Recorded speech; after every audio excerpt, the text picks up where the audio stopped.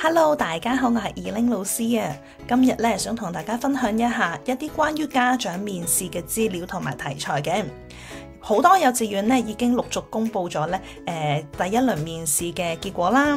咁有啲家長咧好成功地可以進入到第二輪面試，亦有啲家長咧暫時咧就未能晉升到第二次面試嘅機會。咁但係咧大家都千祈唔好氣餒喎。如果咧首輪面試落選嘅家長咧，其實寫求委信嘅咧都係有幫助嘅。至於係咪一定成功嘅咧，其實就絕對冇必然。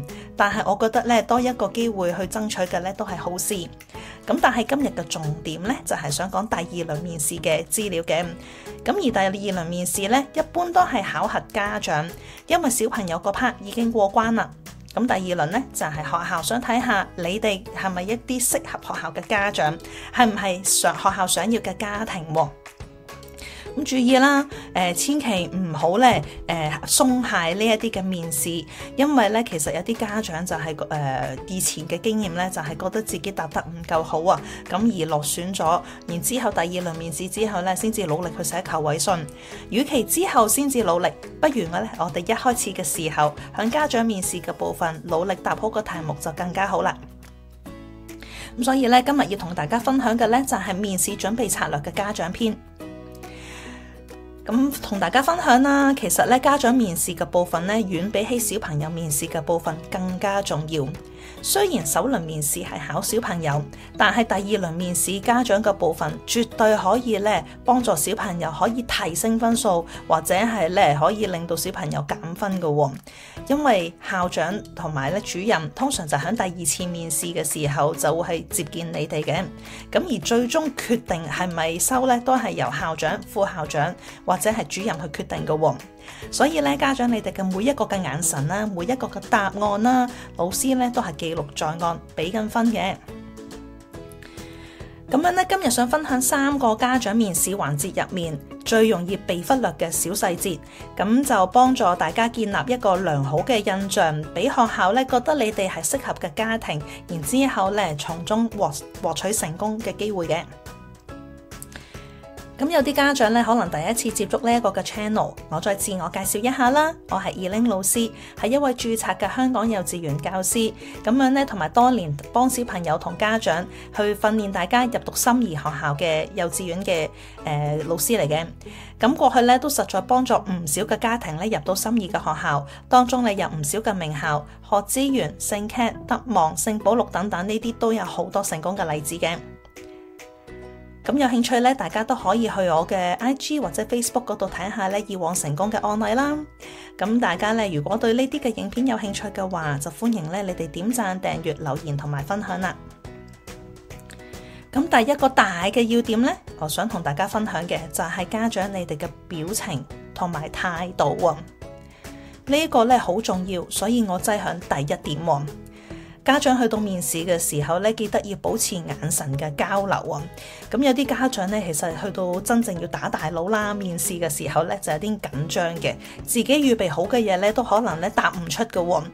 有啲第二輪面試咧係家長同小朋友咧同坐一齊並排而坐，然之後被接見嘅。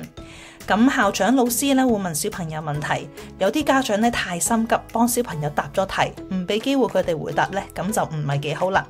家長你記得咧要俾足夠空間，俾足夠嘅機會同時間小朋友去有反應，千祈唔好咧幫佢哋答晒啲問題，因為老師要考嘅唔係大人而係小朋友，睇下咧小朋友能唔能夠咧理解到指示喎。然之後同步咧下一步要俾分嘅咧就係大人，你係咪怪獸家長嚟㗎？你係平時識唔識得同小朋友相處啊？等等。咁透過呢一個嘅環節啦，或者幾條嘅問題咧，其實咧校長、老師呢啲經驗嘅教育嘅人士咧，其實一睇就會知道㗎啦。所以咧家長要注意一下喎。咁而第二點咧，要同大家分享嘅咧，就係我哋要回應提問嘅語氣喎。即係乜嘢咧？好多時咧，校長或者主任咧問我哋問題嘅時候，有啲家長嘅語氣咧就會係好關鍵。雖然內容重要，但係大家嘅態度語氣更加之重要。有啲家長咧好緊張，就變咗好細聲啦。然之後咧或者係耷低頭，特別係爸爸答問題。爸爸答問題咧通常都係處於一個緊張嘅狀態，思緒有啲混亂。因為咧，通常教育嘅事項都係媽媽負責處理，通常係媽媽咧掌握學校嘅資訊內容會清晰一啲。但係如果去到爸爸作答嘅咧，可能咧佢哋就會有啲嘅膽怯啦，未必會好清晰學校嘅背景同埋內容，亦因此咧答得唔係咁理想，亦因為自己驚，所以咧個情況就越變就越糟糕。但係我哋咧家長咧應該係要俾啲信心，然之後咧俾啲勇氣去答老師嘅問題。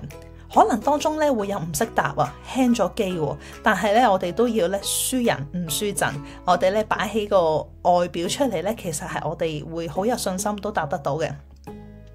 俾個例子大家，例如咧一條常見嘅問題就係學校會問響家長面試嘅部分就係問點解你會揀我哋間學校嘅？咁好多家長咧就羅列一啲嘅原因啦，咁咧就變咗長篇大論。但係面試嘅時間咧，其實相當之短嘅。我哋咧要簡而精，言簡意賅。我哋咧要重點簡潔地去回答咧校長嘅問題。所以呢啲嘅功課係必須要先前預備得好。每間學校問可能相同嘅問題，點解你揀我哋間學校嘅？咁咧家長就千祈唔好混亂咗其他學校喎。例如咧，最近咧學校有唔少個學校就會公布成績，講緊 K1 嘅面試。德望啦、培正啦、學資源啦，呢啲咧都係差唔多同步嘅時間咧去 release K1 嘅成績出嚟嘅。咁我過去咧就喺呢一段時間收到好多家長去揾我做一啲嘅家長嘅 mock interview。咁咧每間學校嘅 mock interview 咧，我都係針對按住嗰間學校去俾啲嘅提示同框架，大家去預備同練習。咁有啲家長咧，因為好叻啊，即係小朋友好叻咧，得到3間學校嘅 offer， 咁佢咧就想用一個嘅 mock interview 咧係處理晒3間學校，但係結果咧其實就變咗好混亂，因為3間學校佢哋咧都未解決得好好啦。即係咧溫書嘅時候咧，想將3間學校嘅嘢撈埋晒一齊，但係每間學校有各自自己嘅特色㗎。我哋咧就係要將嗰啲特色咧，我哋要清楚講翻出嚟。如果混亂晒嘅時候，咁樣咧呢個嘅回答啦，呢個嘅家長面試嘅部分咧，可能就會咧有所去扣分㗎喎。咁所以咧家長喺預備呢個部分嘅時候，都需要特別注意啦。咁而第3點咧，要同大家分享嘅咧，就係家校合作啊！有啲家長咧唔係好理解乜嘢叫做家校合作。咁顧名思義就係家庭加學校等於合作呢一樣嘢啦。即係咧，你願唔願意同學校一齊去幫小朋友去共同進步喎？咁好多家長咧，有啲家長過去面試嘅時候咧，就係遇過佢哋唔識得答乜嘢叫家校合作。咁乜嘢叫家庭教育唔係好識，因為咧佢哋冇乜呢方面嘅消化去資訊啦，咁同埋咧佢哋係冇乜溫習啊。咁學校嘅網頁其實如果係重視家校合作嘅咧，都會有一啲嘅版面係會提及嘅。咁其實咧家校合作就係表現一啲態度友善啦，願意同學校共同進退，為小朋友咧一齊共同成長嘅一啲嘅家庭嘅。咁嗰啲家庭咧就唔單單係為咗學校嘅，即係唔單單為咗追求小朋友嘅學術進步喎。例如咧有啲家長咧，佢哋咧就淨係話好想小朋友咧係要有光環嘅，我咧要小朋友咧第時入到邊間大學，讀到邊一科目嘅。咁呢啲咧就變咗係太過學術啦。咁相反咧，我哋係咧要睇下學校佢哋嘅課程啦，例如好似學資源咁樣好多活動嘅話，咁家校合作咧，家長就要咧去表現到都好願意投入積極參加學校嘅活動。咁呢啲咧就係理想啲嘅答案，同埋咧展示到家校合作嘅表現嘅。咁所以咧俾一個小總結嘅大家啦。其實咧幼稚園面試咧就唔係一個 exactly 嘅考試嚟嘅，就唔係一個計 point form 計分嘅嗰種考試。相反咧，其實幼稚園面試唔好意思，相反咧幼稚園面試咧特別係家長嘅環節，家長嘅部分咧，其實就學校好想揀一啲適合嘅家庭啊。咁如果係大家雙方都適合嘅話，咁小朋友咧其實喺呢間學校咧未來就會讀書讀得更加好啦。因為咧大家嘅理念一致咧，就會推動到小朋友共同嘅進步喎。咁例如咧德望啦、培正啦，同埋學之園咧，佢哋呢幾間學校咧，其實都相對重視家校合作㗎。咁點解特別講呢幾間呢？就係因為最近就係呢幾間放榜同埋將會放榜咯。咁所以咧就好想咧，都希望家長有好嘅預備，係嚟緊響真正嘅家長面試環節嗰度可以攞到高分嘅。分享一下呢個咧就係 Elaine 老師咧每一年嘅王牌課程。基本上咧好多家長咧同我學習過呢一個嘅課程咧，就絕大部分係100%咧，佢哋都會覺得係絕對相當之有用，同埋咧可以好好咁樣喺考試嘅時候發揮得好。小朋友如果能夠入到第2次面試，雖然落選咗，但係之後再寫求委信呢，其實成功機會係遠比起首輪落選嘅小朋友咧係嚟得高㗎。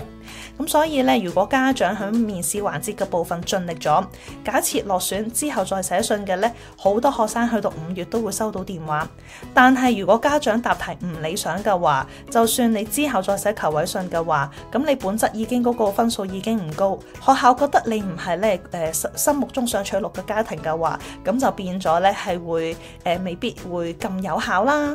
咁所以咧都分享一下呢個課程咧都好幫助到家長。有興趣嘅話可以咧 PM 喺 Facebook、IG 留言俾我哋，咁我哋咧就可以咧去預備呢一個嘅練習啦。咁今日咧嘅資料咧就去到呢一度啦。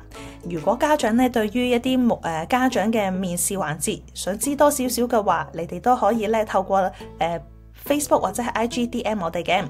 另外咧，Elaine老師咧嚟緊都仲會有啲唔同嘅集數，想分享一啲面試嘅資料、家長面試嘅環節、寫求委信嘅內容等等。